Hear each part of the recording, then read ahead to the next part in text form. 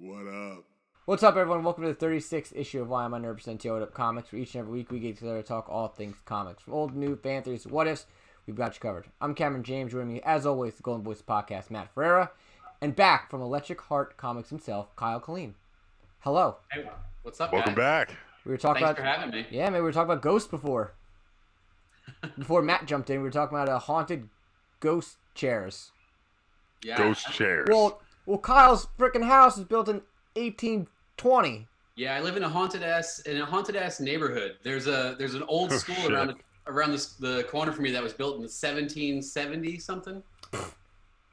But my house was built in the late 1920s, so it's almost 200 years old. 1820s. 1820s, yeah. Sorry, Dude, man. I don't even know the structure of that house is still there. Oh, it's That crazy. is well built, apparently. We've been doing renovations, and apparently back in the day when they were building houses in the early 1800s, they didn't have any codes or anything. Fuck They no. kind of just did whatever the fuck they wanted. Like, we had one beam in the house that was, I think it was almost 28 feet long. It was just like basement to almost attic beam. Like, who the hell? How are we supposed to move this wall? Like, you can't do anything once you have this beam in there. That sucks. Yeah, Because I it's know. crazy. Well, I mean, there was probably no concrete back then, unless they're using clay. No, our foundation is columns of bricks on dirt. So we actually have to jack up parts of the house with like auto jacks. What? No, I'm serious because the house was settling in the middle. So like if you dropped a marble on the floor, it would roll towards the middle of the house because it was starting to That's sink. nuts. So we had to jack up the brick columns in the middle. That's insane. So you guys gonna stay there?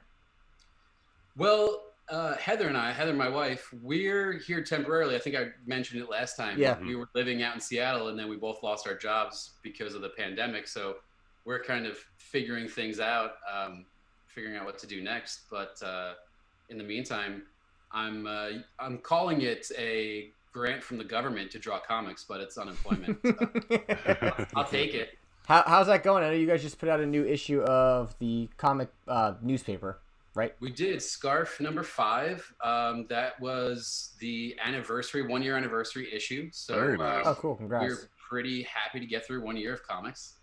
It's not, it's a lot of work. So making 4 issues and all that stuff and getting everybody together and wrangling the cats was cool. But you know, we did it, and I actually have quite a few to send you guys. I'm going to send you a nice little box of stuff. Awesome. Oh, thank you. I'll take Yeah, it. for sure. And how's the other comic doing? The one that we reviewed the first time you were on the show. It's doing great. You know, we at Scarf, we send out a lot of care packages and things. So we send out our own zines and buttons. And right now we're even making t-shirts and stickers and stuff. That's So cool. I'm hearing back from a lot of people that are receiving those care packages, and they seem to like it. The comic that I think Matt, you have the comic, right? Right at your house. Which one? The comic, the one that's actually. Yes. What's Yes, the, I do. Backlash? Yes, the actual comic. Yes, I have. Did you do the second issue on that yet or no?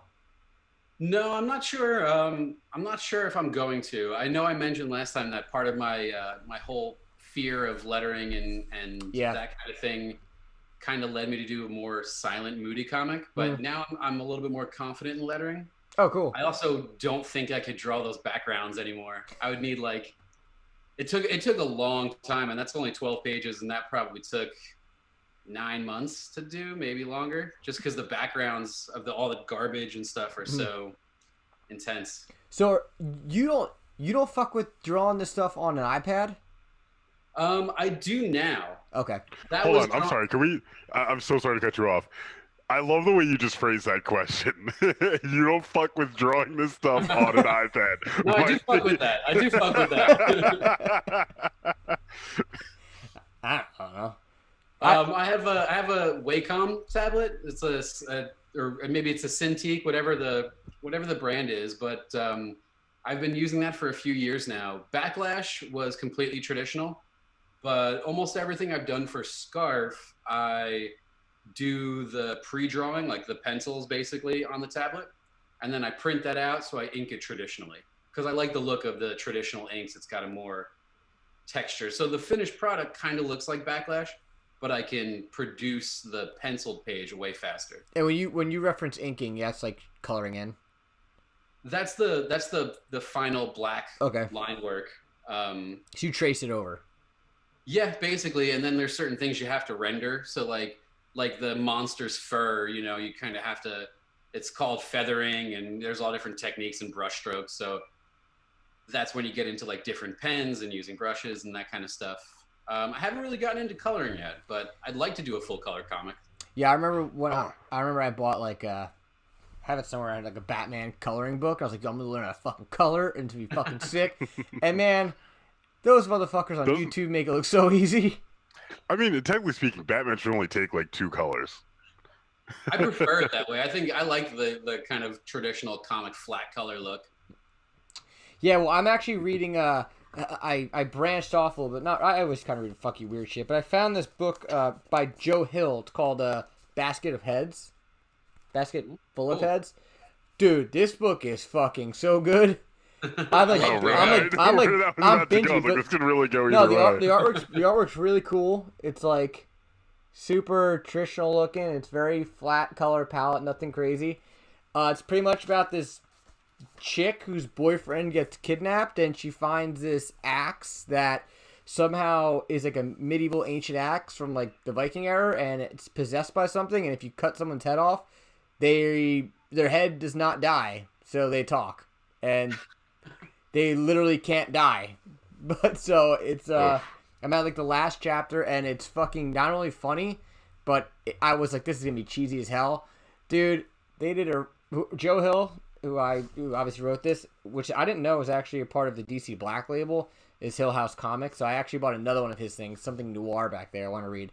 And Kyle, it reminded me a lot of you, just because it seemed super independent. I was like, yo, I know this guy's obviously big as fuck, but I was like, this is pretty fucking cool. And you should check this book out if you can. Yeah, I like Joe Hill stuff, and I definitely respect him for wanting to go his own road and distance himself from his dad and not. He was a book author first. Stephen King. Wait. Is his dad. No way. Yeah. His full name is Joe Hillstrom King. Oh man, I thought you were gonna say like Jonah Hill or something. I was trying to do the math in my head on how old this guy had to be. That's fucking wild though. No, Joe Hill is Stephen King's son, and he basically wanted to not ride his father's coattails or not be compared, so he did his own thing. Bro, I'm like completely in shock right now. I had no idea. I just thought this was some random dude named Joe Hill. No, man. He does. Yeah, this book is awesome, and I know some of the other stuff. I just saw. Key is really cool. That's him too? Yeah, that's Joe Hill. Get the fuck out of here. Yeah. That's wild. Bro, I have that fucking right there. I have the first. Yeah, Lock and Key is sick. I didn't read it yet. Was there 5? I think there's 5 books. But I know they're making a show on Netflix. Yeah, I haven't seen the show. I heard. It's not out yet. I don't think it's out yet. Good things about it. Oh, is it out? I'm not sure. I don't have Netflix at the moment, but I know they were gonna put it out. Lock and Key Netflix. Oh, I guess it is out. Oh, it is out, huh? I didn't know it came out. Oh, what year are we in? 2021. 2021. Okay. It came out last year, 2020, February 7th, 2020. So they had the first season. But yeah, I heard Did you finish the book? I finished the books, but they kind of left it open. Every now and then, him and the artist, who's Gabriel Rodriguez, they'll do like a one shot.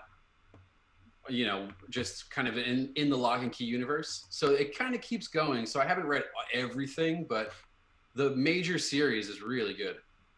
Yeah, I know. It's pretty much about like a house that has a bunch of different rooms that brings you into different worlds. Is that right?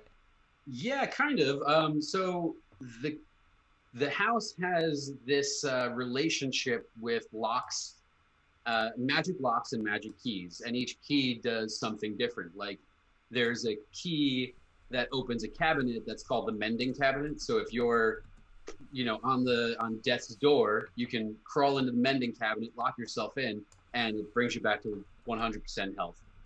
What? There's another one that opens your own head. it's like the imagination key or something. Maybe it's just called the head key, but like you can literally look at your own thoughts visualized jumping out of your head. That's why I don't know if I want that. There's a giant key that turns you into a giant. Yeah, there's all kinds of. There's a key that makes you fly. There's a key that makes you super strong, and the family. It's it's kind of tied into the family. So in the show, you learn a lot about their history, and it's I think one of the things that Joe Hill does a lot is kind of like the sins of the fathers and the sins of the previous generation kind of falling down on the children, and now the kids have to deal with it. So it's not really a horror book; it's more suspense.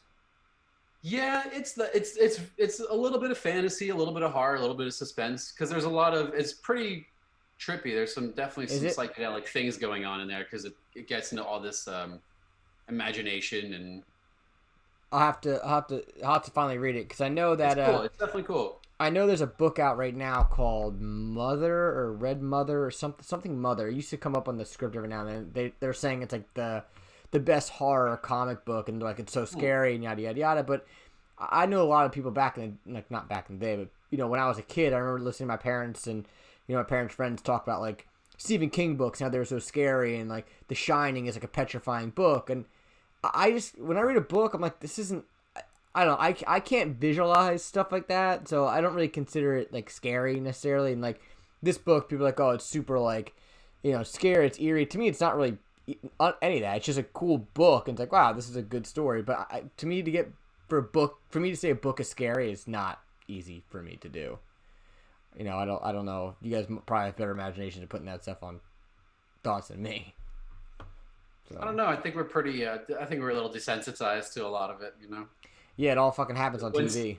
When Stephen King came out in the 70s, he probably was scaring the shit out of people. But Yeah, and for the record, I'll go on and say it. The Shining is not a horror movie. I don't care what anybody says. That movie is not a horror movie. That movie is not even scary. That is totally a psychedelic movie. Yeah, I love that movie. I love Kubrick, and I love all the conspiracy theories that are surrounding The Shining? The Shining.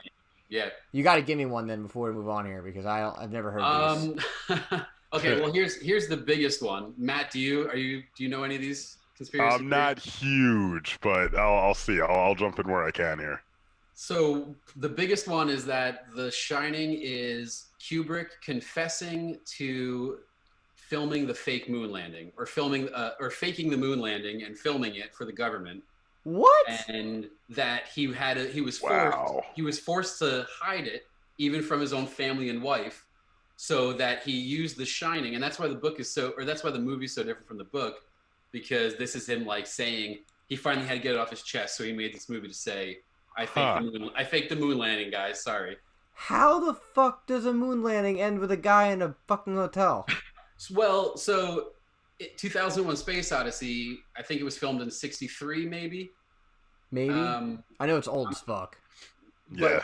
But basically, the government looked at 2001: Space Odyssey and said, we've got to beat the Russians to the moon landing. Even if we fake it, this is the premise of the conspiracy. I'm not saying I believe any of this shit. I'm just saying it's the premise of the conspiracy. So the conspiracy theorists say that the government said, well, just so that the American public knows or at least believes that we got there first, let's fake the moon landing. We'll have Stanley Kubrick film it because obviously he did 2001: Space Odyssey and it was so good. And then we'll put it on the news and we'll never talk about it again. Eventually we'll get to the moon and you blah, blah, blah, the end justifies the means type of thing. So that's one of the major conspiracy theories about The Shining. And no one will ever know because he died in 1999. Yeah. There's a documentary called Room 237. Isn't that a movie? Yeah. It goes into almost all of these conspiracy theories. There's a huge list of them, but... It's a book? It's a movie. Oh, Room 237 is a movie. That's the one with Cusack? No. Room I don't think it is. Room 237. I think Samuel L. Jackson's in it. Is it really? Oh, it's a documentary. I think it's called Room 237. Yeah, there's a movie called Room 237. It's an American documentary filmed by Roddy something or other, which talks about The Shining and his adaptation of the movie. Yeah, that's the one. And it's like there's this massive list of conspiracies that they. Yo, I kinda tie up. might fuck with this. See if I can find it somewhere and fucking watch it. It's worth fucking with. Just get fucking high and see what the hell see what the hell happens.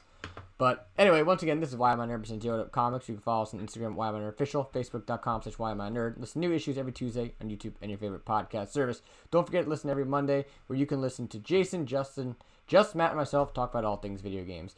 And last but not least, right now, you can also, if you're what we now declare a nerd, which means you were once a jock, but now you're totally a nerd, you can listen to 4th and 1, where they talk about all things sports, whenever the fuck they want. We'll figure it out. One day that show will have a concrete schedule, but until then, just follow it on Instagram or you'll see what it is. So anyway, Matt, tell us what's hot off the press this week, courtesy of the Planet Bugle. All right. First up, we've got enough with the director's cut. And people are clamoring for they're clamoring for the David Ayer cut of Suicide Squad. Joel Kinnaman is one of its many supporters. Joel Kinnaman, you may not remember, was the underwhelming Captain Rick Flag in 2016 Suicide Squad. Is that who he is? Yeah. Oh, I thought he was a director.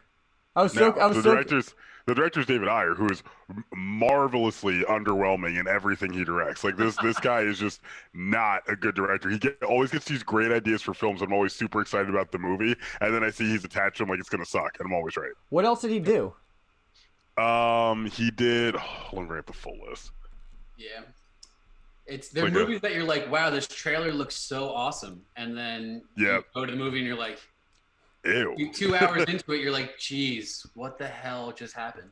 Oh, I thought his name was Jason Ayer. I'm like, he's a professional WWF wrestler. No, yeah. That's like the one time we were cursing out somebody who we thought wrote a really bad comic book. Turned out to be like a world-renowned white supremacist. We're like, wait, This might be the wrong guy, but just in case. Oh, fuck that guy anyway. Yeah, I mean, not wrong. So he did End of Watch, which apparently was pretty good. I didn't see that one. Sabotage, which I was really excited about and ended up sucking. Suicide Squad, The Tax Collector, one of the Fast and Furiouses, allegedly. I don't know how true that is. Oh no, Fast and Furious Underground. That's not a real thing. Wait a minute. Fury.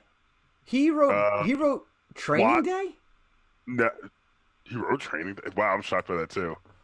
Yeah. You know, let me go to his stuff as director, not as writer. So The Tax Collector, Deputy Bright, which was another Bright should have been a fucking TV show. I don't know what the hell the people at Netflix were thinking. But they make this movie and it just sucks. It was trying to do too much. And the fact that he wrote Training Day and then directed Bright actually makes me angry because it's basically the same thing. It's like connecting. I had no idea that he wrote Training Day either, and it makes so much sense about Bright basically being a World of Warcraft Training Day now. Yeah. Wait, is it really? Much. Yeah. What's the premise and of it's it? like, it's this cop is teamed up with like the guy's like an orc.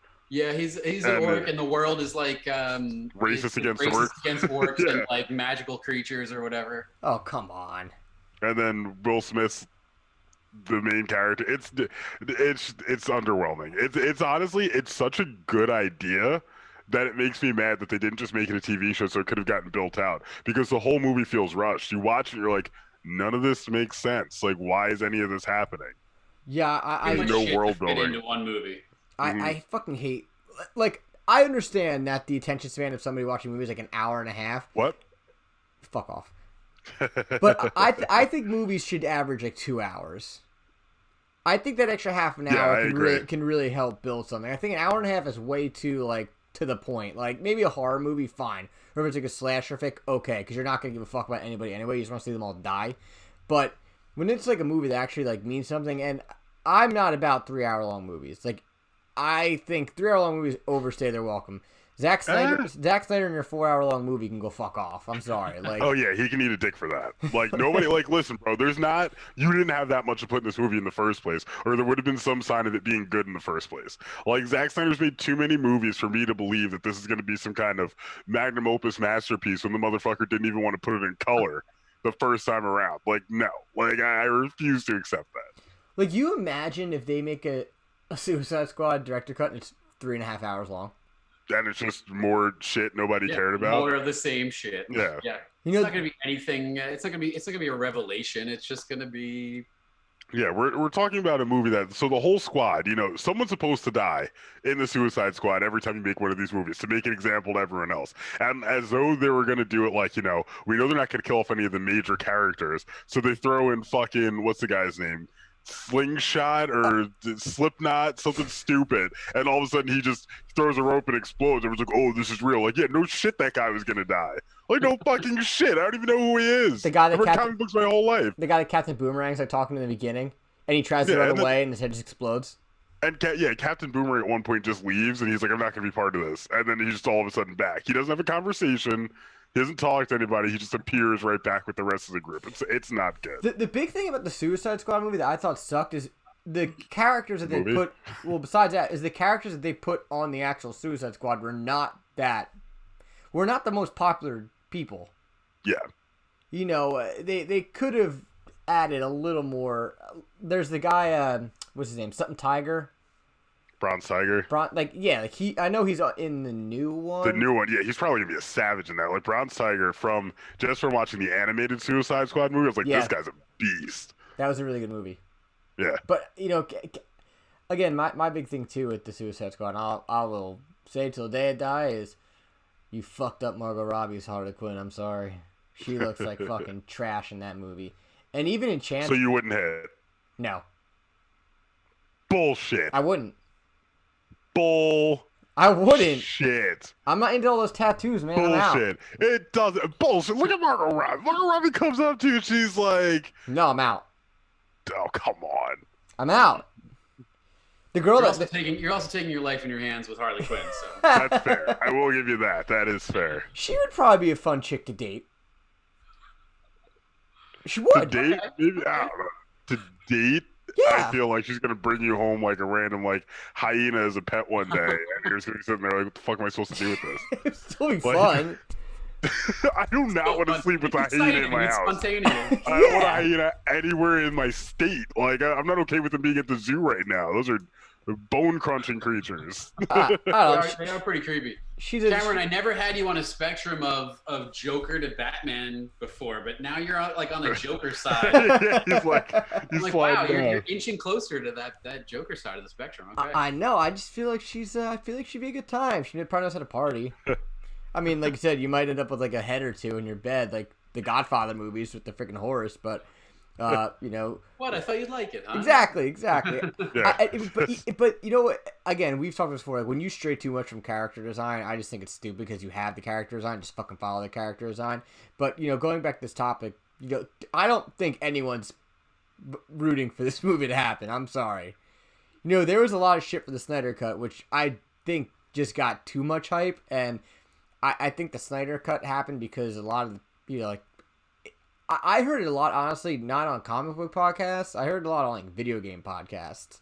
Especially like the guy Greg Miller, who's from Kind of Funny Games, was always hyping about this movie. Snyder Cut. I was like, dude, who the fuck cares? Like this movie sucked to begin with. Why would you want to? Why would you want to do it again? And the problem is, I don't know if DC can really do a Justice League movie the right way, to be honest with you, because I feel like the way that they're going with the new Batman movie is completely polar opposite with how they're going with the new, with everything else that they're doing. So they're just in too much of a fucking limbo. At least with Marvel, they stuck with that popcorn bubblegum shit and never let loose of it. And even with it, I think Wonder Woman 1982 was 84 was like a make or break for that universe right now. Did you see it, Kyle, or no? I didn't see it, but I heard some pretty bad things about it. Yeah. It wasn't all terrible, but there was some stuff that just did not make sense that never gets explained. Like, I just feel like they just kind of dropped the ball in some pretty critical areas. But the action, I think, for the most part, was solid up until, like, the final fight. But that's because I called from the beginning, since they first announced they were making a Wonder Woman movie, before they even cast Gal Gadot, I was like, if they ever do Cheetah, they're going to fuck it up. Because you can't, behold, you can't do it. Right. You can't. There's just some comic book characters that can't hit the screen right. Yeah, I agree. You can't have a chick who's basically naked, but a cheetah.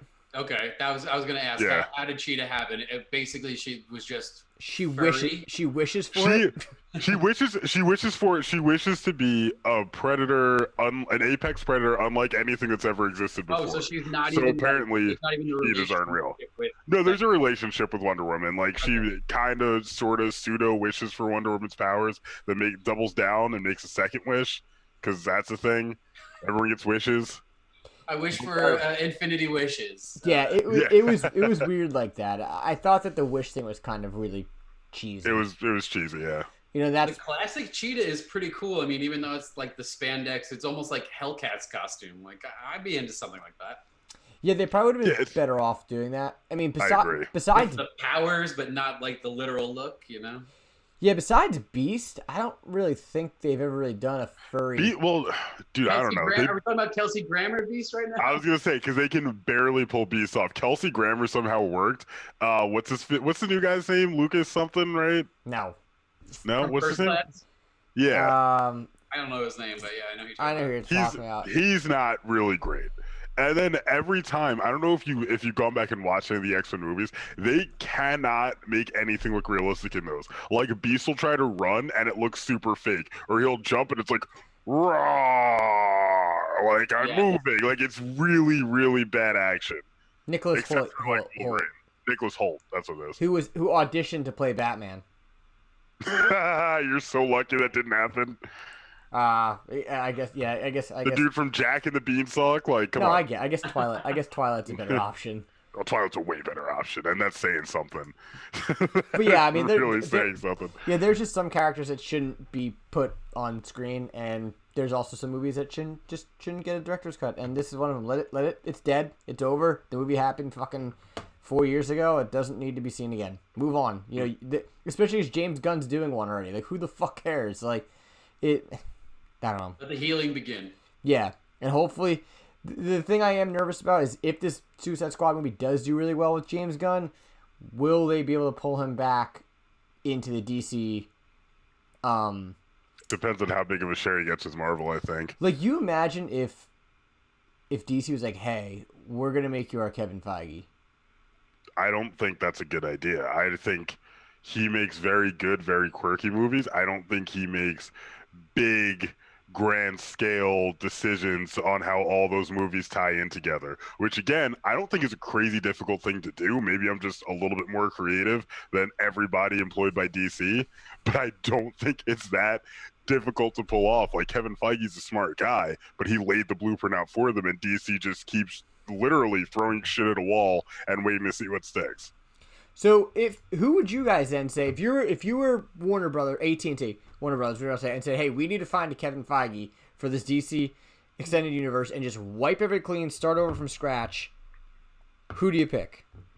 I'd look at top showrunners. I'd look at anybody that's ever had something like a shared universe. Honestly, I'd probably talk to Bruce Timm, if we're going to be 100% serious, because you got to think he started off with Batman the Animated Series, which then segued into Superman, then Justice League Unlimited, then there's a couple other shows that tied in, including Batman Beyond. That might be the guy I would talk to, who's already clearly invested, knows what he's doing, and if I could, maybe I'd pull somebody else, like another experienced filmmaker who's like a nerd, like a Kevin Smith type or something there, to kind of pull a Jon Favreau.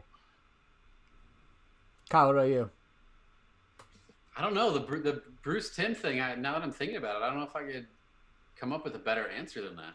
Yeah, I think those two guys that you just said are pretty much like the first thing that came to mind was like J.J. Abrams or somebody, just based on he would be cool. He'd be definitely interesting to say. The visual aesthetic is crisp and fresh for what DC needs, maybe. But yeah, I don't know, Bruce Timm. I'm such a fan. That I'd love to see. I'd love to see him do anything, really. J.J. Abrams, the Lost guy, right? Yeah. He did the Star Trek reboot. He was loosely involved with the Star Wars, yeah.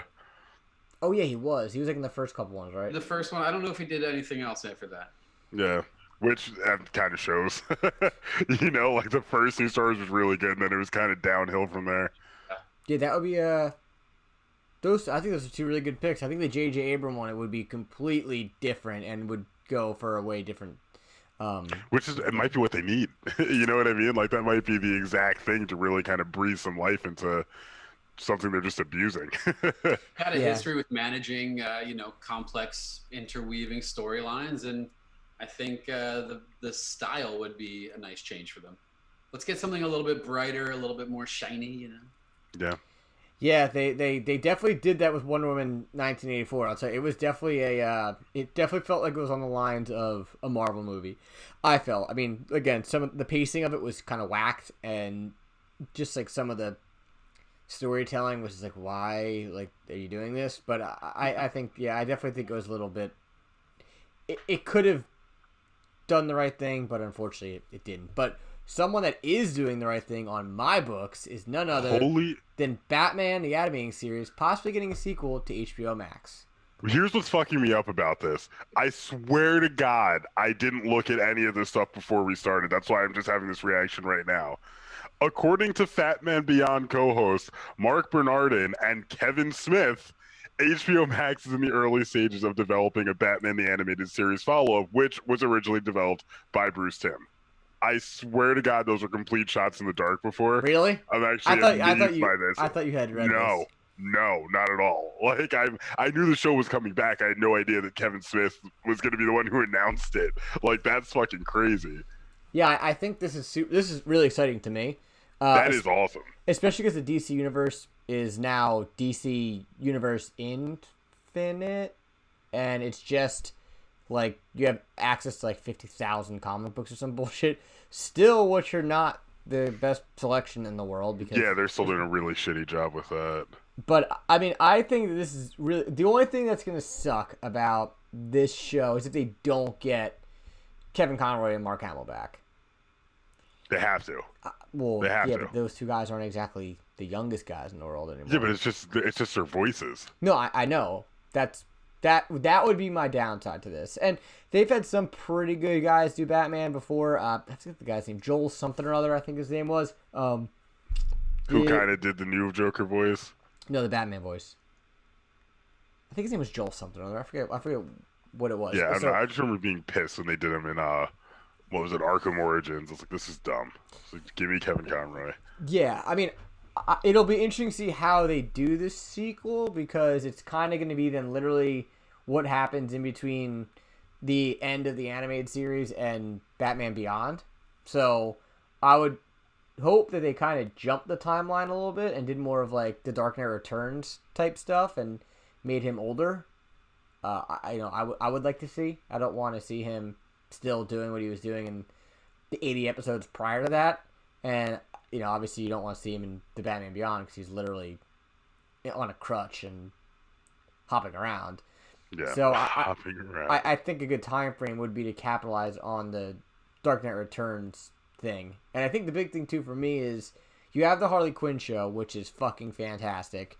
They don't hold anything back on that show. And I hope they stick to that with the mindset and not try to make it PG. But I mean, that would be great if they went a little bit darker with it. I mean, I don't see why they wouldn't. It's HBO Max. I mean, and Yeah. to what Cam's saying, it's like that period is what they're focusing on. It's kind of got to be Dark Knight related almost. Yeah, I mean, unless they forego that and it's just there isn't a Dark Knight period, but there's some kind of aging Bruce Wayne period or something. I don't know.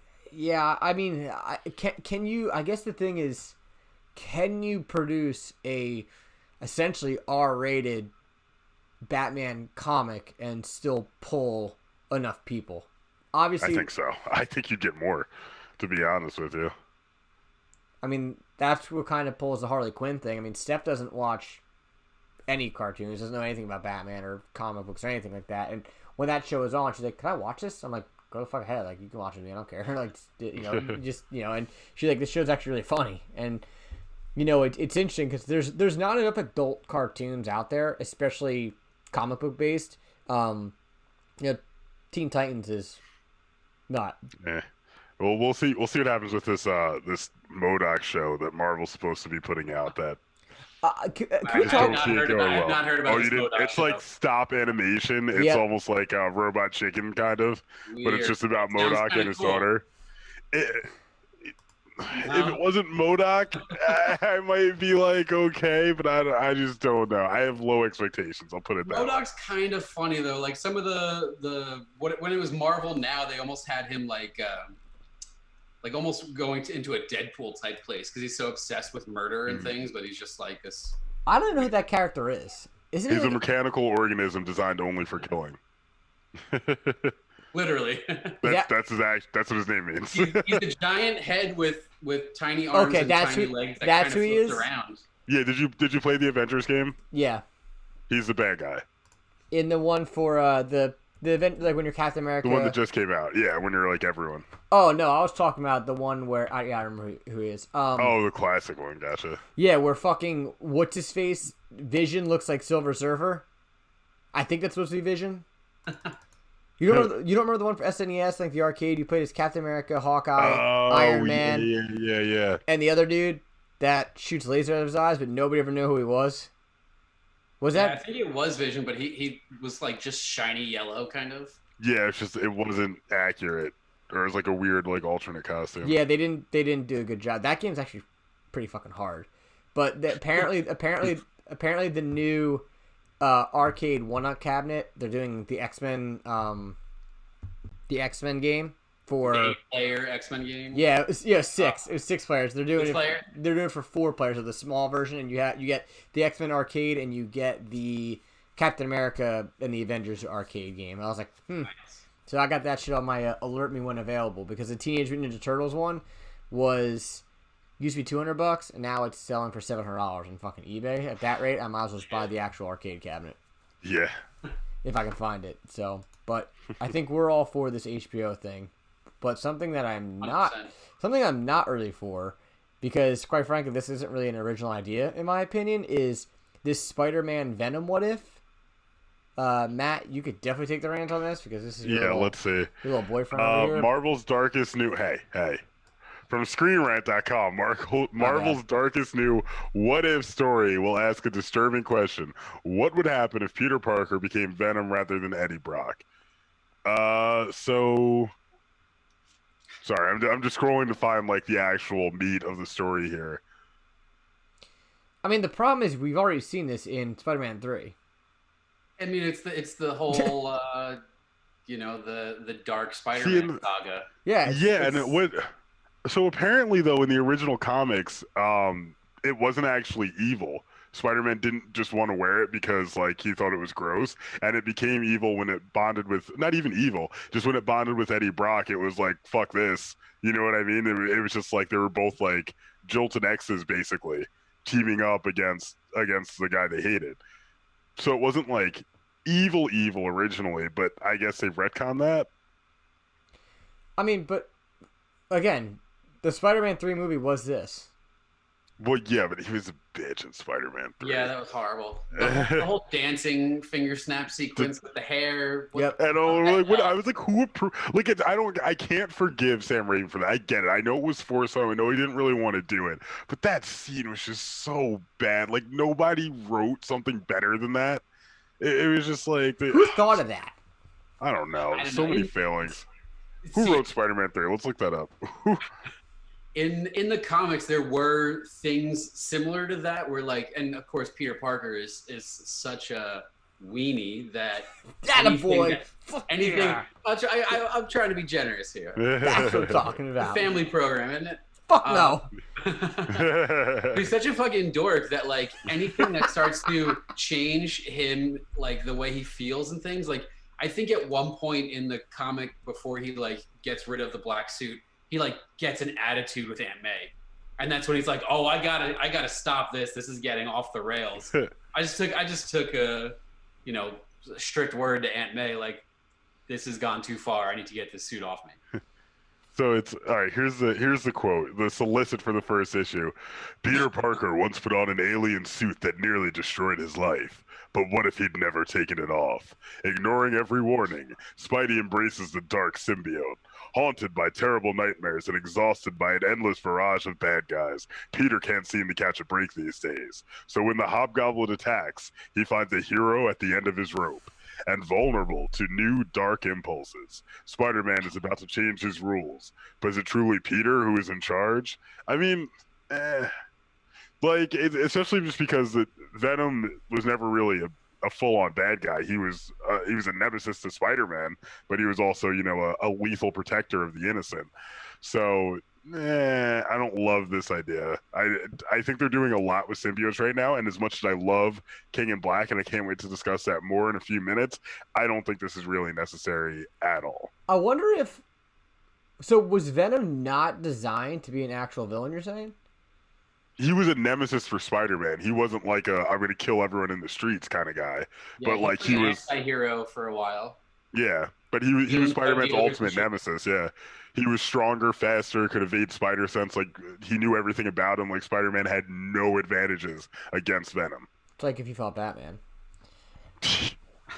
Well, I guess they also design. I guess Punisher's kind of like an anti-hero too. Then Punisher is an anti-hero. They used to 100%. team up. Venom and Punisher would like go clear out crack houses and things like that. Would they really? In the comics. Yeah, the old Punisher comics in the 80s were very like anti-poor people and things. It was like he shot jaywalkers at one point. Like Punisher straight up was like, "You've got to obey all the laws," and just straight up shot people for crossing the street because there were no cars coming. Like it's really fucked up. Shit got out of hand for a while. Yeah. Well, we had said this before, like 3 or 4 issues ago, on how they wanted to cancel the Punisher because of, or they were getting heat to cancel it because of people wearing the Punisher shirt at that riot that happened in DC. And it's like, yo, when someone creates a comic book character, not like, yo, we're gonna make this fucking shirt that's gonna resemble Riot and fucking like, pump the brakes. Well, no, but also it wouldn't have stopped any. Even if they canceled all Punisher runs, which Punisher hasn't had anything really new to my knowledge in a while. Even if they canceled all Punisher runs, it's not going to stop people from using the skull thing. Right. Like, people love that stuff. I mean, they really do. Like, whether they're using it for good or evil, so to speak, like they're going to use it regardless. Like, I don't think it's really going to stop anyone whether or not the books are in publication. Yeah, I mean, I think it was just like a cop out to try to maybe get them to cancel it because again, people aren't freaking, boycotting GTA, when all that bullshit happens, at times where people will go on like, and again, I'm not supporting fucking murder, but people, I remember when GTA 3 first came out, everyone's like, oh my god, kids are shooting up schools because of GTA 3. Kids are not shooting up schools because of GTA 3. I'm sorry. They're shooting up schools because GTA 4. No, I'm kidding. But like that, like anyone that's... Although, real talk, I'm sorry, I didn't mean to cut you off here. This is technically more of an Alpha Beta Gold conversation, but since I'm not on that podcast, where the fuck is the new GTA? We've literally gone through 3 generations of systems and have not gotten a new GTA, which is completely absurd. Like, they could have literally put out the same game as they did like 4 times and just like changed the characters, and I would have been okay with them calling it something else. They could have been like GTA 5.5, and it's like just different characters. Cool. Because they spent too much time on that fucking piece of shit Red Dead Redemption 2 game that sucked. Fuck that. Isn't that a different studio? No, it's Rockstar. No, it's Rockstar, but like there's different Rockstar studios that handle different things. I'm not sure on that 100%, to be honest. That's a just Matt question. He could probably answer that in fucking blink of an eye. Fair.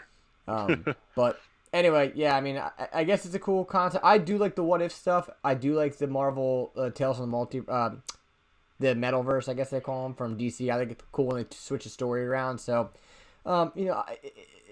this isn't like blowing me out of the water of like not common. I just thought it was weird because I was like, you've done this. You did this in the movies and it got horrible reviewed. So why the fuck did you do it again? But staying on the movie talk is obviously the Dark Knight sequel, if Heath Ledger did not pass away. And when I read this article, I was really confused because I do not picture Leonardo DiCaprio playing the Riddler. I don't either. So this comes to us from BroBible.com. Following an Academy Award nomination for Best Supporting Actor to fulfill his performance in, for his performance in Brokeback Mountain, Ledger was cast by acclaimed director Christopher Nolan to fill Jack Nicholson's clown shoes as the Joker in the highly anticipated follow to Batman Begins. That is not the part I thought I was reading. Either way, we all know this is a great movie, but we thought that there was going to be an amazing sequel to follow this, obviously. Sorry, I'm trying to scroll down to the meat of the article here. Take your time. Yeah. Pretty much. Okay, so in the following years after his death, Nolan had to be slowly but surely teased back into the fold to direct the third film. Blah, blah, blah. Because he previously stated he'd only return to the franchise if he felt he had a story worth telling. So, Cam, you can take it from there because I can't find it. No. So the article just pretty much explains that originally his plot of his movie was to bring the Joker back, which everyone knew that was the plan to begin with. Like, you weren't killing the Joker off. You knew that was the introduction to him, which they did a good job hinting at it at the end of the first movie with the card. Yeah. But the big thing for me was that if Christopher Nolan didn't come back for the third movie, they probably should have just ended. Like, I wouldn't have been upset if they didn't make a third one. If they just ended it on the second and just said, hey, The Dark Knight, and that's it, and then brought somebody else in and kind of redid it, cool. I would have been okay with it, because The Dark Knight Rises was not that great. It was not even a Batman story. It was too heavily... It was kind of it was kind of political, if you want my honest opinion. I don't think it was political, but we've had this conversation that none of those movies were, in my opinion, driven by Christian Bale. Excuse me. They were all very villain-centric, and there's not really a defining moment for Batman in any of those films. Yeah. Like, there's not a scene where you're like, oh, this is my favorite Batman part. Like, when he gets his ass kicked by Bane, that doesn't really count. Like... Yeah, well... Yeah, and to find the part of the article that is interesting is that the concept behind Nolan's original movie was the original plan, according to screenwriter David Goyer, was that Batman ally with Harvey Dent in an eventual third film to put the Joker on trial, which would ultimately lead to the gruesome scarring of Gotham City District Attorney. Obviously, those plans were eventually scrapped as Dent's transformation into Two-Face was completed during The Dark Knight. Then there's also trying to put Joker on trial. Are you kidding me? Well, then that was their plan for it. First of all, David S. Goyer is a shit writer. I'm throwing that out there too. He's absolute dog shit crap. And if you don't believe me, watch Blade 3 because he wrote it and directed it. Fuck him. I can't say any more than that. But, like, that's a terrible idea for me. Why the hell would we need to put the Joker on trial so he can pay for his crimes in a jury of his peers? Like, get the hell out of here. I don't want to watch that. If you don't beat the crap out of this clown, like, for, like, 2 hours, what am I paying for? But here's the interesting thing about this whole thing is that, excuse me, is that obviously they wanted to cast Leonardo DiCaprio to play Edward Nygma. So this article is claiming that this movie then would have blown past The Dark Knight because you have two huge actors. Yeah, but the thing that kind of backtracks this is the original plan was to have Batman ally with Harvey Dent. Okay, then they scrap it. So did they like no one knew Heath Ledger was gonna die, so how do you just be like, hey, you know what, here's our big plan, you know what, we're gonna change that, but we're still gonna say that was the big plan. So that's not the big plan. The big plan was just that you were gonna bring Leonardo DiCaprio in as Edward Nygma, which again, that's not who I would ever expect him to play. No, I feel like that's not worthy of his talent. I mean, you know what I mean? Like, but there is the one Batman story, I think it's where Harvey Dent does become Two-Face by getting sprayed in the face with acid from the Joker. I don't remember where that was from, but that does happen. So it's like, okay, maybe it was in the Batman animated series, actually. I'm not sure. Yeah, I mean, it happens. There's a few times I feel like that happens. But I'm looking up now, like, different people he could have played. I don't really think DiCaprio? Yeah. Mr. Part of me wants to say Clayface is actually an interesting option, but I don't know how they would have pulled that off. Actor kind of thing. Yeah, but like actor action. I can kind of see him pulling that. Riddler just seems too light to me. Yeah. You think he could play Clayface well? I don't think he'd be able to, I don't think he's like operatic enough. Like when I think of Clayface, I think of, but then again, you know, You've been watching Harley Quinn too much.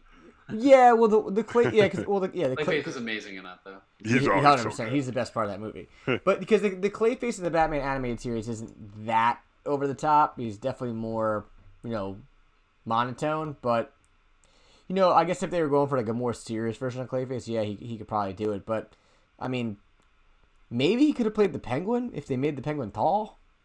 There's so many mafia people that like if they did a Long Halloween or something like that. He could have done Hush. He could have played Red Hood. I mean, Red Hood would have been interesting. Red Hood would have been interesting. I can't picture him doing. I'm trying to think of a movie where he really shoots people. Like, not that I don't think he has that. Oh well, I guess The Departed. Inception. I think there's a little bit of gunplay. I mean, I like the Hush thing that you said before. I mean, like, you know, I definitely think that he, because was that Thomas Elliott? Oh, wait a minute, guys! I found it right here. Found the villain for him. His what's his real name? It's created by Bill Finger. First appearance was Detective Comics number 300, February 1962. His ability, he can turn the polka dots covering his costume into a variety of devices. None other than the Polka Dot Man. Batman's true nemesis. That's an awful idea. That is such a bad idea. Hey, they made Kite Man work. I mean, oh yeah, they make that as such a fucking spoof, and it works so well because he's like the worst bad guy ever. But like Purple Man was pretty damn lame, and then David Tennant in the I almost called Jessica Drew, but I can't. Jessica Jones. Jessica Jones, yeah. Yeah, they did him. That was terrifying. I mean, he was creepy. Yep. As fuck. He was great. Yeah. That was they did a really good job with him. I thought they nailed that. We said this before. I was so mad that they killed him off. Spoiler. It was so dumb. It was just like so short-sighted, which again is why you need a good showrunner. You need someone who's looking at the big picture, is going to make things work. Like you got to see from looking at a couple scenes, like, wait, this guy's really good. Maybe we need to change the ending. 100%. Yeah. I think for comics, anything beyond comic books, they're basically like throwing whatever they can together, almost like George Lucas' traditional writing style for Star Wars. He has no idea what's going to happen in the next one. He's just getting the first movie done or the first show done, and then they just play it by ear the next time. It's like there's no plan or anything.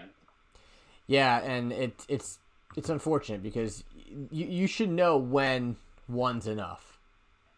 You know, one series of something is necessary. You don't necessarily need a million, you know, series of. Jessica Jones did not need 3 series. It only needed 1, and I would have been cool with that. 1.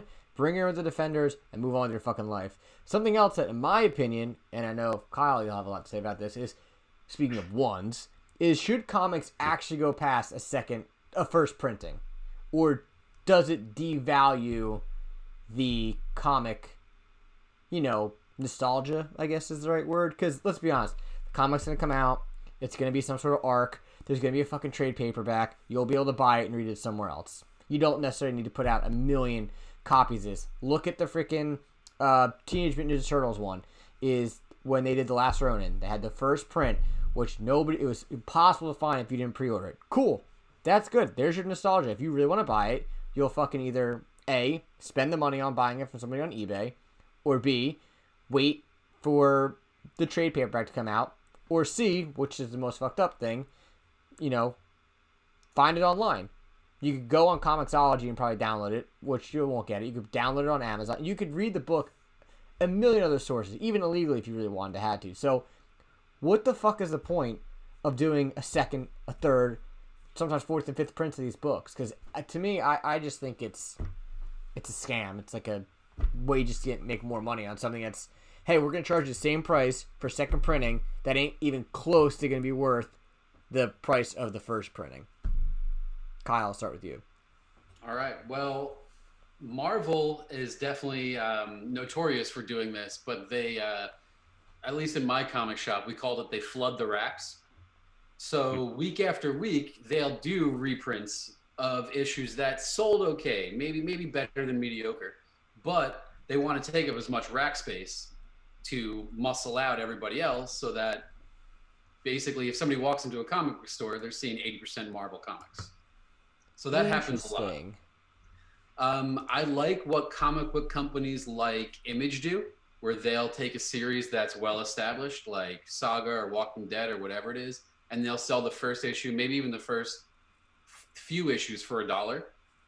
And their trade paperback volume 1s are $9.99 usually, instead of like Marvel's whatever you get, you're getting 3 or 4 issues in a trade and it's like $24. Yeah. You don't even know if you're gonna like what you're getting. So I appreciate that Image, and I think Dark Horse does stuff like that. As for single issue, multiple printings, I think it's a cash grab. They want to keep putting a semi-popular book out there, and from a comic shop employee standpoint, it's annoying as fucking hell when somebody keeps bringing up a comic, whether it's from a back issue bin or from the racks, and they're just like, "Is this a first printing? Is this a first printing?" They're like, "Dude, that's been sitting out there for like 3 months. It's probably not a first printing at this point." They can just look at the barcode. Yeah, but your average comic shopper doesn't. You know, if most people don't even know that new comics come out on Wednesday that were coming into the store that I worked at. They just kind of, unless they're a pull box customer, they just show up and they hope they get the comic that they want. Well, and that's the difficult part, is because if you go to like back issues of like, I'm talking like 90s, I think it was, they didn't tell you the print of it. You just assumed that, and like in like the pretty much the 50s, 60s, 70s, 80s, and I think the 90s. I think they literally only did for like one print. Like if you had it, you had it. That was it. They weren't reprinting it. But then when they said, "Hey, we need to come up, we're going to do second and third prints. How we do it? We're going to label the barcode." So if anyone doesn't know, the first number is the issue, the second number is the cover, and the third number is the print. So if you see 003, it's the third issue. So if you see 00312, it means third issue, first cover, second print. Just so anybody doesn't know that listens to this, and then it gets weird when you're like, oh, 321 is the third cover, or third issue, second cover, which is normally some sort of variant, which I don't like. And that's the thing too, like variant. Whole other issue. Yeah, like variant covers can go on about that, which I think we've actually talked about once or twice. But yeah, I mean, to me, going past the first print definitely devalues it. I think that's why comics nowadays are so fucking sought after. The first. The Batman #1, I think, just sold for like $1 million or $2 million on an auction. I think it was $1 million, and it's like, why? Because you can't physically find it anywhere. It's like impossible to find. If you have it, it's like you're the king. But now, hey, everyone has the Last Ronin. Oh, well, do you have the first print, the second print? Like at that point, like what the fuck? They're not changing something except literally one number, and it's on the freaking barcode. So Matt, where do you stand on this? I think they need to stop. All right, No, it's too much, and then honestly, it devalues it, because then you're like, do I have this first issue? Do I not? I didn't even know how to check until you showed me. It's one of those things they need to. It's too much, And like for a company these companies claim that they're constantly losing money, like maybe stop printing so goddamn much. You know what I mean? Like drive some demand up. Like, you know what I mean? Maybe have a second run at best to make sure it's a limited release. And then, you've got some demand for the comics. The industry maybe gets a little bit of revival with supply and demand. Yeah. I feel like that would make a lot more sense. Sorry, dudes. No, do your thing. Yeah, and I guess, too, is like... Did I scare you off? Was it a terrible idea? I'm sorry. Someone's knocking on my door. Oh man, it's those ghosts that we were talking about. But yeah, so no, that's kind of recent. Again, I think that the first print's all it needs to be, and we can kind of move on from there. So, but before we get into our featured comic of the week, Matt, tell us. Hopefully you're ready by the time I'm done saying this. What can we find on the shelves from our local comic shop, January 27th, not the 20th, because the script does say the 20th, but it is actually the 27th.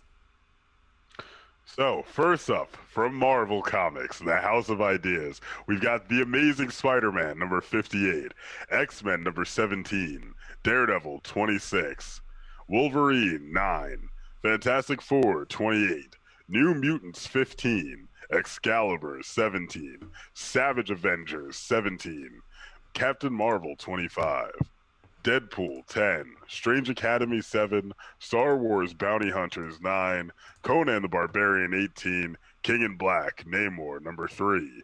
Marvel, number 4. Shang-Chi, number 5. Werewolf by Night, number 4. And Marvel Previews, number 8. Bro, they totally only brought back Werewolf by Night because Moon Knight's TV show. I don't care what anyone says. I mean, I wouldn't be shocked by it. That's it's kind of a smart move. the only reason they brought that back.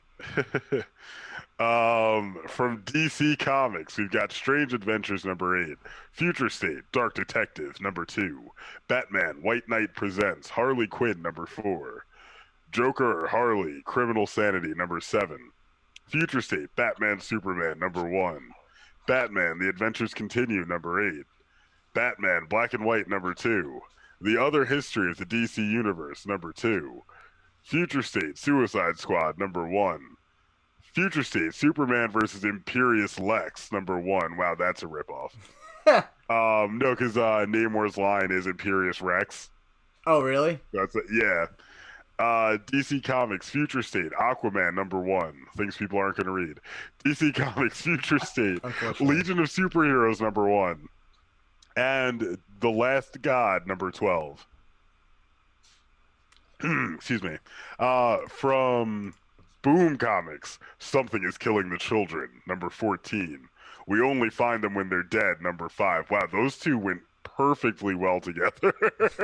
That's pretty good. Yeah, we got Firefly, number 25. I'd actually be interested in reading that. Dune, House Atreides, number 4. I might have said that wrong. An Unkindness of Ravens, number 5. And Mega Man, Fully Charged, number 6. From Image Comics, we've got Monstrous, 31, Spawn, 314, The Department of Truth, number 5, Nailbiter Returns, number 9, Post Americana, number 2, and Nomen Omen, 11. If anyone hasn't read the first Nailbiter, you should totally go read it. It's a good horror comic for sure. It's really good. The twist I thought was fucking really good at the end. From Dynamite, we've got Red Sonja, number 23. Bro, do you see the covers to every single one of these fucking comics? Yeah, they're all the just... The chainmail bikini? Dude, yeah, every comic they're that's all getting released... straight fan service. It's just blatant fan service. Like, look at the Betty Page one. What is that? I can't look at this. This is retarded. We've got Dynamite, number 4. Sacred 6, number 6. Vampirella, The Dark Powers, number 2. And Betty Page, number 5. Crack up every time I see this. From IDW Publishing, My Little Pony, Friendship is Magic, number 94. Star Wars Adventures, Smuggler's Run, number 2. Usagi Yojimbo, Wanderer's Road, number 3. And for some reason, Marvel Action Origins, number 1. Yeah, this is we've talked about that before. They're literally only producing that because they wanted to make a kids version of the Marvel stuff. So, but like, what the fuck? I don't know. It's weird. I don't really understand why they're doing it. But fuck it. I mean, cool. It's just a way for them to make money. I'm sure Marvel's getting some sort of cut of it. And, that's all I got from there. So, but moving on to our feature comic this week, we did King in Black number 3. We're not going to spoil this because it's a new comic. I think our better option... We're not going to spoil it? We could talk about it, but I wouldn't go full spoilers. I think there's plenty of things that we could talk about that are not spoilers related to this. Because I think this is just a better way to do it. I mean, we can continue to read these other stuff, especially we should read this. Joe Hill, talk about it. And we could do Kyle's once he sends us new stuff. But, yeah, so, Kyle, have you read any of the King of Black stuff?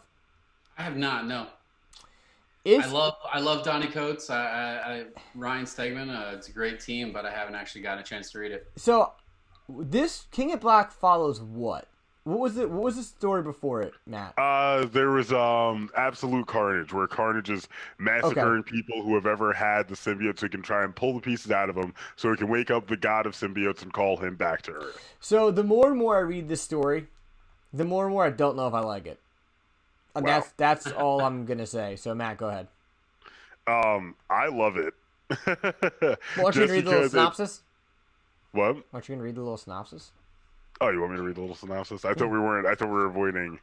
Potential spoilers here. All right, give me a That's my second. synopsis. King in Black #3. Writer Donny Cates. Artist Ryan Stegman. After last issue's shocking finale, the heroes of the Marvel Universe are reeling. Outgunned and outmanned, but never outdone, they unite and face Null, God of the Abyss, as he ensnares the planet in the darkness of his reign. Superstars Donny Cates and Ryan Stegman continue to raise the game and the stakes for the Marvel Universe in this earth-shattering epic. Yeah, so I guess, like, to me, the thing that I can't really connect with is, I mean, Thor shows up, and that's, if you guys don't realize that he's going to show up, is on the front cover of the fucking book. So and this is a minor spoiler too, the whole time this has been going on, because the only thing the symbiotes are weak against now is electricity and, like, lightning. So, like, they've been begging Thor to show up. Like, everyone's like, how do we get in touch with Thor? Somebody call Thor, text him, tweet him, email him, get him here. And Thor's like off in Asgard doing whatever. And he finally shows up this issue. And in my opinion, it doesn't disappoint. But I will say Null is I don't know, man. Hold on. Null is a bad dude. Like, I haven't seen a villain in a while that I think can hold his own against damn near anyone. Because let's keep in mind, in the first issue, he also absolutely massacred. This is a spoiler, I don't care. He massacres the Sentry. The Sentry, who possesses the power of 1,000,000 exploding suns, got ripped in half the same way the Sentry once ripped in half Ares. So this is a big deal. Like, Null is that dude. But one other thing I wanted to say, so Thor has a really good storyline that's actually going to be adapted in Love and Thunder, where he faces off against Gore the God Butcher. Gore the God Butcher has a weapon called All Black the Necro Sword. Thor had a very, very difficult time. It took 3 different versions of Thor to actually defeat Gore the God Butcher and All Black the Necro Sword, which we knew at the time was created by the God of Symbiotes. So of course it's come back into play in this issue. So I just love that they're bringing stuff like that together. This is what I've always wanted out of comic books, where they're like, okay, we're not going to shove this down your throat, but do you remember this? We don't have to tell you about this again, but boom, it's back. Dude, for you to tell me that Null is a badass, he gets his jaw punched off. I thought we were avoiding spoilers. That's not a spoiler. It's 100% a spoiler. And I was going to say, that's one of the things that doesn't happen on the right page. Your biggest pet peeve, that is a left page reveal. It didn't. But that's not a spoiler. It was just like a whatever. But, I think... But Thor hands it, dude. Thor, their conversation to me is great because it was just enough without going too overboard. Like, Null does this whole "I'm the baddest guy ever" speech, and Thor's basically like, "That's what they all say, but I'm the God of Thunder, and I say this is over." And just, oh, it wasn't really over for him, now was it? The thing about are we avoiding spoilers or not? the thing about this book, I think that I'm having problems with, is it's starting to remind me of a lot of like the Dark Knight Metal, and I did not like the Dark Knight Metal because they just kept bringing shit in.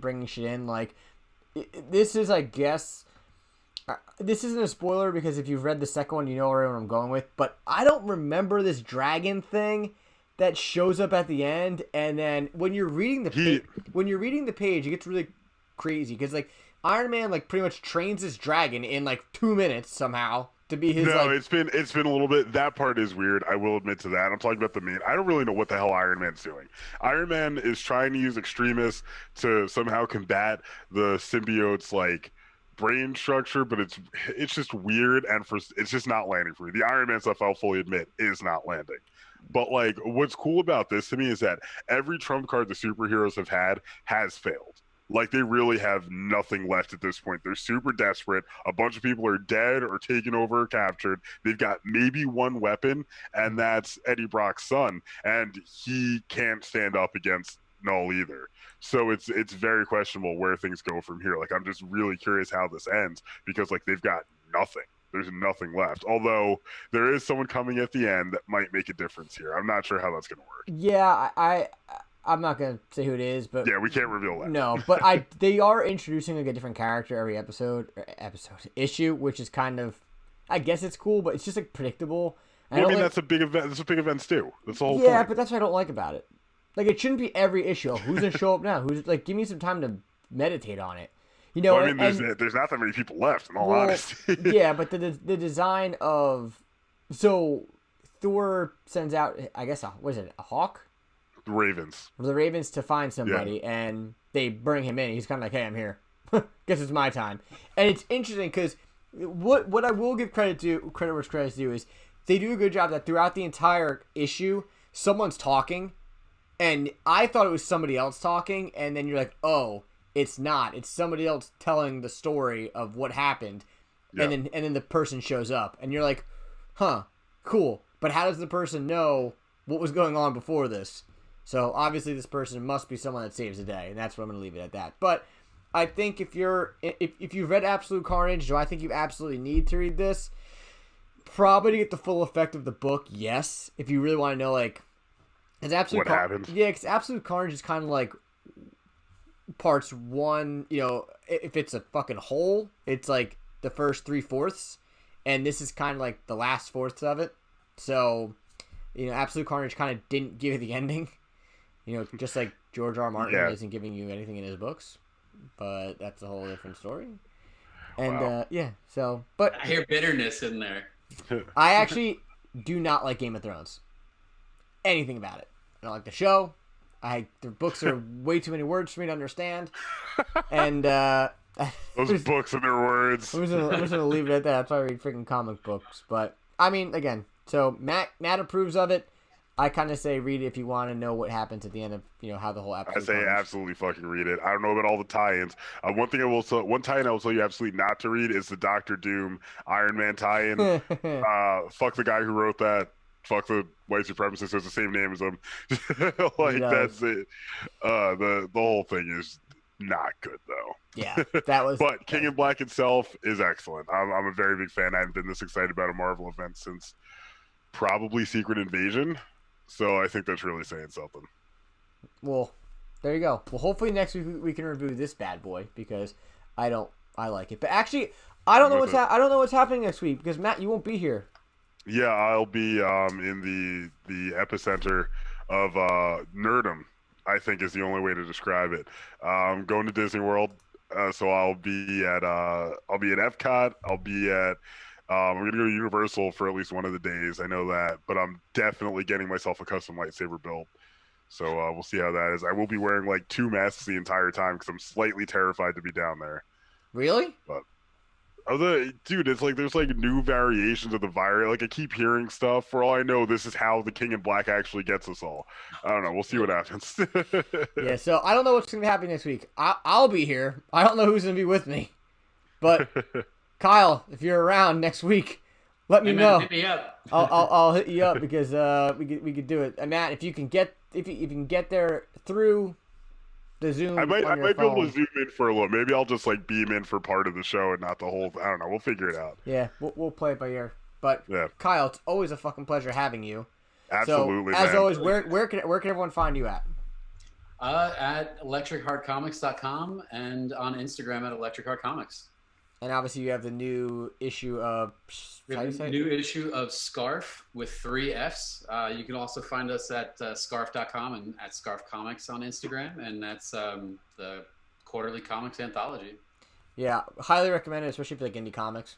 It's good stuff. It's no joke. It's no bubblegum shit. And like I said, Kyle reminds me a lot of this guy. So again, read this. Read his shit. Once again, this is Why Am I Nerd % Wud Up Comics. You can follow us on Instagram, Why Am I Nerd Official, Facebook.com/Why Am I Nerd, and listen to issues every Tuesday on YouTube and your favorite podcast service. So we're the nerds with the mouths. Until next time, we forgot the shenanigans engine. You're skipping something, I think. It's in bright yellow on the page too, and I skipped right through it. Like, whoa, he's going right there. All right, today's shenanigan engine is me forgetting. No, that'd be funny though. So yeah, so forget Array. No, it's probably a real thing though. No, honestly, it's Atlantis. I'm fucking sick of Atlantis. Every fucking everybody does the same thing with the Forgotten City. We're isolationists. We don't want to be involved with the surface world. I don't care what comic book you're reading. If it's DC, if it's Marvel, it's fucking Image. It's all the same bullshit, and it's just every fucking time. Like it's all the same shit. I'm sick of Atlantis. Stop fucking doing it. It was Atlantis in fucking what did we just read? Endless Winter. Like, oh, we're used to the cold because we're from underwater. Blah blah blah. Fucking same thing happened in King in Black. Namor's people show up like, oh, you think this is something? We're under the water all the time. I don't know why he has that accent, but I'm sick of their bullshit. Fucking Atlanteans, shut the fuck up. I don't know. That's it. That's all I got. Well, if anyone's played BioShock 1, I'm not really a big fan of the game, but they do a really good job with a pretty much Atlantis world. So. Yeah, that's what I'm saying. It's always just like, it's always this mysterious. I'm like, we would have fucking known. Like, what are they doing? Like, come on. We would have seen all those lights down there, I think. Right, and like, and people are just always shocked by Atlanteans in comic books too. Like, oh my god, you're from Atlantis? Like, that dude to your left is from space. Atlantis shocks you, but there's a fucking space alien. Like, come on. Or a guy from a different multiverse dimension, all the above. Oh yeah, or whatever, like whatever bullshit like happened. Like, oh yeah, I got bitten by the sun, so now I'm a cosmic ray. Like, fuck off. Like, there you have it. The suspension of disbelief. It blows my mind. So then we approve of the Atlantis in BioShock, but not the Atlantis. I haven't played BioShock. It has its perks, but not. I wasn't a big fan of it, but it's a cool environment. So anyway, I'm gonna try this again. We're the Nerds of the Mouse. Until next time. We're out.